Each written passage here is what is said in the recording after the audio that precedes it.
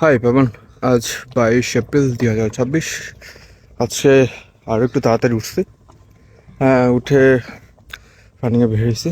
আর বেশি না, 10 মিনিট আগে বেরিয়েছি। তো আজকে তাও পরিবেশ ঠিক আছে। সুন্দর। আজকেও আমি সেম লোকেশন। এখানে সুন্দর নৌকা বাঁধা। It's good. সুন্দর লাগছে এখানে। পিছনে টারবাইন। আজকেও বাতাস হচ্ছে। হ্যাঁ হ্যাঁ, যেখানে এসেছি সেটা আসলে এখানে পানি থাকে, কিন্তু এখন হলো উইন্টার সিজনের জন্য পানি নেই এখানে। আমি অনেকদিন পরে নিজের চোখে ধান ক্ষেত দেখছি। এমন না যে আমি দেখিনি, কিন্তু অনেকদিন পরে আমি কাছ থেকে দেখছি ধান ক্ষেতগুলো। ধান খেতে অনেক পানি দিয়েছে, এখানে পানি আসছে সুন্দর। হয়তো খুব তাড়াতাড়ি ধানগুলো পরিপক্ক হবে, কারণ অলরেডি বড় হয়ে গেছে। শীষ না কি বলে এগুলো, এগুলো বেশ বড় হয়ে গেছে। আর এখানে পানি দিচ্ছে। তো আমি দেখাই। বিউটিফুল। ভালোই লাগছে এসে।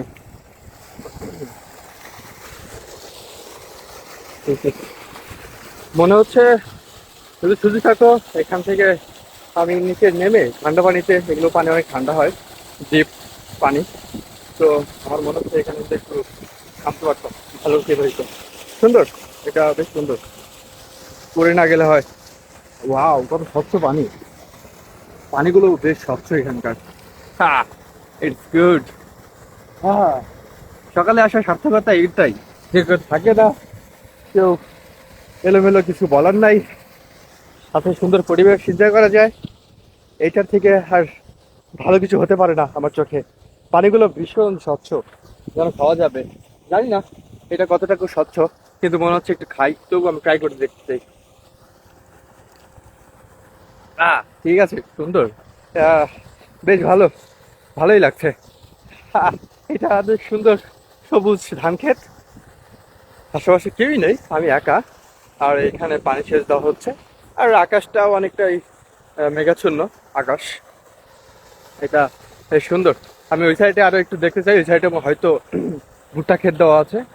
দেখি ভুট্টা ক্ষেতগুলোকে কি অবস্থায় আছে, কেমন। তো আমি এখান থেকে চলে যাচ্ছি একটু সামনে। তো আমি আসলে গাড়ি মানুষ, কিন্তু এক্সপ্লোর করা হয়নি কখনো। আসলে কাছে দিয়ে বসা হয়, ওখান থেকে চলে যাওয়া হয়। এই এত দূর বা এখান থেকে কি হচ্ছে সেগুলো ওইভাবে দেখা হয় না। তো এর জন্যই এখানে একটা সুন্দর বাড়ি আছে। লোনলি বলা যায় একটু। ওখানে মাটি ফেলে ওখানে বাড়ি করেছে, বেশ সুন্দর। হয়তো বর্ষার সিজনে তলিয়ে যেতে পারে। এখান থেকে সুন্দর বাতাস হচ্ছে, সেই সাথে আমি ভিডিওটা করছি। হ্যাঁ, সকালে সুন্দর বাতাস, সেই সাথে রোদ থাকে না, তো এর জন্য বেশ ভালো লাগে এখানে। নদীর পার।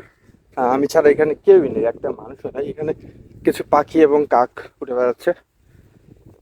আই থিঙ্ক এইগুলো ভুট্টা ক্ষেত, আমি শুনলাম ওইরকমই লাগছে কিছুটা। আবার ঘাসও হতে পারে, দূর থেকে দেখেছি, বুঝতে পারি। হ্যাঁ, ওয়াও। এখানেও সুন্দর যমুনাটা। আমি আসলে এই সাইডে কখনো আসিনি আগে। আমি আসলে ওই সাইড দিয়েই ঢাকা হয়, ওই যে যেখানে টারবাইন গুলো থাকে, ওই প্লেসটা, ওইটা কমন প্লেস। ওইখানেই বেশি মানুষ যায় এবং যাতায়াত করে। এখান থেকে খুবই কম মানুষ আসে। তো এইটাও বেশ সুন্দর। আসলে যাতায়াত ব্যবস্থা এখানে নেই তো, কারণ বর্ষার সিজনে এখানে পানি উঠে যায়। আর হলো রাস্তা নেই ওইভাবে, এর জন্য হয়তো এখানে ওইভাবে অত বেশি মানুষ আসে না। তো আমি নিচে নামতে চাচ্ছি আর একটু, নিচে একটা ছোট ফুটপাতের মতো হয়ে আছে, হয়তো এখান থেকে লোকাল মানুষরা যাতায়াত করে। আই থিঙ্ক এখানে সাপ বা অন্য কিছু না থাকুক, এটা হেতুয়া। আসলে শহরে বেড়ে উঠলে ওই কংক্রিটের ছাড়া আর কিছু চোখে পড়ে না। তো মাঝে মাঝে যখন প্রাকৃতিতে চলে আসি, প্রাকৃতিক পরিবেশে বা এরকম সুন্দর নিরিবিলি ফাঁকা পরিবেশে, যেখানে হিউম্যান টাচ ওইভাবে নেই, তো ওইসব পরিবেশে চলে আসলে মনে হয় কোথায় আছি আমরা, কি করছি আমরা, আমাদের লাইফ উদ্দেশ্য কি। আমরা প্রকৃতি থেকে পুরোপুরি বিচ্ছিন্ন হয়ে যাচ্ছি। তো আমরা ওইটাকেই লাইফ বানিয়ে ফেলেছি আমাদের নিজস্ব। তো ব্যস্ততার মধ্যেও যদি মাঝে মাঝে এরকম যে আসার সুযোগ হয়, তো মাঝে মাঝে রিল্যাক্স ফিল হয়। তো ওইটাই আমি দেখছি এখন। আমি কখনো একা একা এক্সপ্লোর করিনি এভাবে। কাছেই বা দূরে কোথাও। তো এটাই আমি মনে করছি একটা সুযোগ, যদিও বেশি দূরে না, আশেপাশে জায়গাগুলো খুবই কম। আমি কয়দিন কয়টা জায়গা যেতে পারবো সেটাও অনিশ্চিত। তবু আমি চাই, দেখতে চাই, দেখি কতদূর যেতে পারি বা যাওয়া যেতে পারে। কোনো যদি চাপ না থাকতো লাইফের বিষয়ে, তাহলে হয়তো আমি আরো বেশি এক্সপ্লোর করতাম। পুরো বাংলাদেশ বা পুরো দুনিয়াটাই যদি পারতাম বা আমার ওই সামর্থ্য থাকতো। এটা হয়তো আমি না, এটা আরো অনেকেরই শখ বা স্বপ্ন বা ইচ্ছে, যেটাই বলুন না কেন। তো দেখি কতদূর সম্ভব হয়, লাইফে কি করা যেতে পারে, এটাই সর্বোচ্চ চেষ্টা করব। আহ, কিন্তু আমি চাই না প্রকৃতি থেকে আলাদা হতে বা দূরে প্রাকৃতিক শহরে নিজেকে দেখতে ভবিষ্যতে। আমি চাইবো না কখনোই। আমি চাই আমি নিজেকে প্রকৃতির মধ্যেই রাখতে। প্রকৃতি আমার কাছে অনেক প্রিয়। এই শুধু আমি না, আরো অনেক হাজার হাজার মানুষের কাছে প্রিয়, লাখ লাখ মানুষের কাছে প্রিয়। কারণ আমাদের প্রকৃতির সাথেই বেড়ে ওঠা এবং প্রকৃতিতেই ফিরে যেতে হবে। তো আমি চাই না প্রকৃতি ছাড়া থাকতে। হ্যাঁ, আমার মনে হয় যদি শহরের মানুষজন বুঝতো বা তাদের এত কাজের চাপ বা এই পেশার ওই পেশা না থাকতো, আমার মনে হয় অধিকাংশ মানুষই বিলে যেত নিজেদের প্রকৃতির মাঝে। হ্যাঁ, অনেক সুন্দর পরিবেশ, বেশ দূর।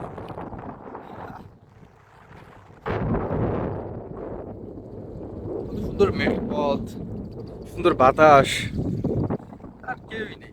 এর থেকে শান্তির কি হতে পারে? হ্যাঁ, এখানে সুন্দর পাখি পরে দূরে যাচ্ছে, এই সাইডে সুন্দর বাতাস চলছে নদীর, এইখান দিয়ে সূর্য একটু হলুদ আবহাওয়া দেখা যাচ্ছে। কারণ এখন 6-7টা বাজতে যাচ্ছে, তো হয়তো তাড়াতাড়ি সূর্য দেখা যাবে। হ্যাঁ, তো আজকের মতো এখানেই, আমি এখন বাসায় চলে যাব। তো বেশি টাইম আর থাকবো না এখানে। আমি 6টায় এসেছি, এখন 7:30টার মতো বেজে গেছে। অলরেডি 1.5 ঘন্টা পার হয়ে গেছে। তো ঠিক আছে, এভাবেই যেন আসতে থাকি। আর কথা হচ্ছে, আজকে শরীর ভীষণ পেইন করছে, কারণ 2 দিনে প্রায় 15 কিলোমিটার রানিং হয়েছে। তো এর জন্য শরীর অনেকটাই ব্যথা, ফুল বডি বলা যায়। তো আশা করি ঠিক হয়ে যাবে খুব তাড়াতাড়ি। তো তবু ব্যথা হোক বা অন্য কিছু হোক, সকালে একটা সমস্যা হয় কি, ঘুম থেকে উঠতে একটু অন্যরকম লাগে, যেন উঠতে ইচ্ছা করে না। তবু উঠে যাই। তো এইভাবেই যেন আসতে থাকি, শরীরটা যেন ভালো থাকে আর কোনো যেন চাপ না থাকে, এটাই। ঠিক আছে পাবন, বেস্ট অফ লাক তোমার জন্য। হ্যাপি থাকো। আল্লাহ হাফেজ, টেক কেয়ার।